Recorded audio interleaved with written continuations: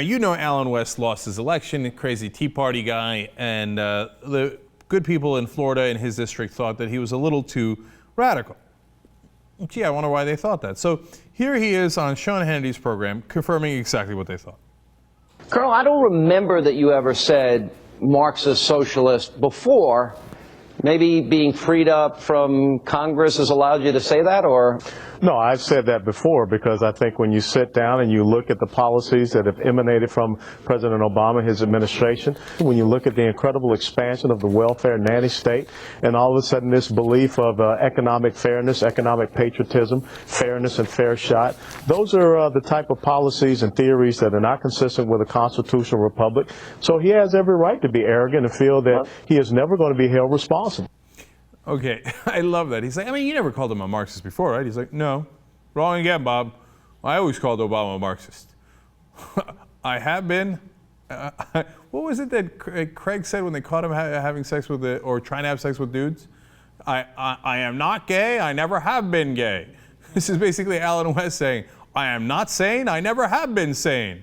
I've always called him a Marxist. And by the way, why is he a Marxist? Did you hear him? He said, talking about how everybody should get a fair shot. What kind of Marxism is that? That sounds pretty good, actually, and I'm pretty sure that's not Marxism. I thought we kind of founded the country on that, actually, that principle. But he's not alone. Then we've got Cathie Adams. She was a former Texas GOP head of the Republicans in Texas. Now, what does she think of Obama? I'm going to sense a little similar theme here. Who is a Marxist in our White House? Of course, it's Barack Hussein Obama. And I don't know why we're not calling him what he is as a Marxist. It's as if when the wall fell that communism died. It didn't. Today it is green on the outside and red on the inside. It is as red as ever, and Barack Obama is implementing his green agenda, which is Marxism, and that is exactly why our economy is hurting as badly as it is and why 23 million people are still out of work. That is exactly what it is. There's so many awesome things in there. Let me get started. All right, first of all, I don't know why they're not calling him Marxist. Perhaps because he's not Marxist?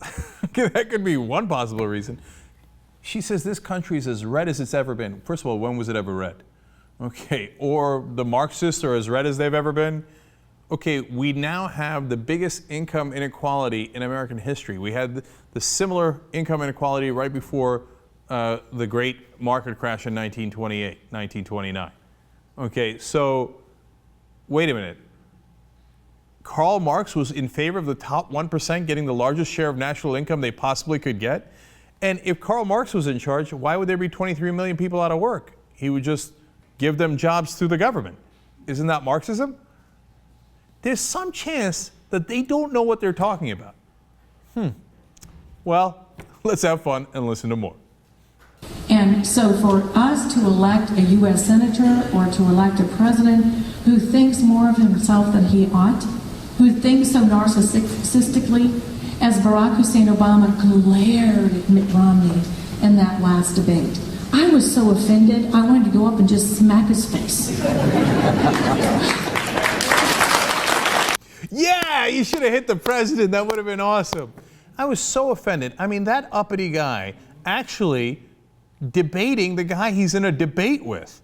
How dare he? I just wanted to smack him and show him where he belongs. Interesting. Give me more. If what they're trying to do, for example, right now on a ballot in Colorado is legalize marijuana. And if we legalize it, will we empty out our jails? And will we be safe forevermore? No. I'm telling you, Barack Hussein Obama has got to have a teleprompter because he fried his brain on drugs. I mean, it doesn't work. Barack Obama is breaking records on drug dispensary raids. He's raiding all the drug dispensaries, even though it's legal in all those states where they have medicinal marijuana. Now it's also legal, period, in Colorado and Washington. But she lives in an alternate reality where Barack Obama loves it that they have legalized drugs in Colorado and Washington. There was an article recently talking about how the Justice Department is planning their all-out attack against those states. But in her world, Barack Hussein Obama is so fried on drugs, and he loves this, and it's part of the communist takeover, obviously. But my favorite part, that's why he's got to read from a teleprompter, because his brain is fried from all the drugs. Every president reads from a teleprompter.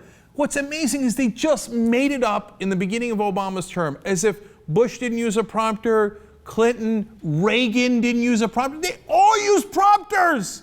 They all use prompters. But Fox just started saying it, Obama using a prompter. And then Rush Limbaugh picked it up. Of course, the dumb black guy's got to use a prompter. Doesn't know anything. And then you got all these people applauding in Texas like, ha ha, fried brain using a prompter.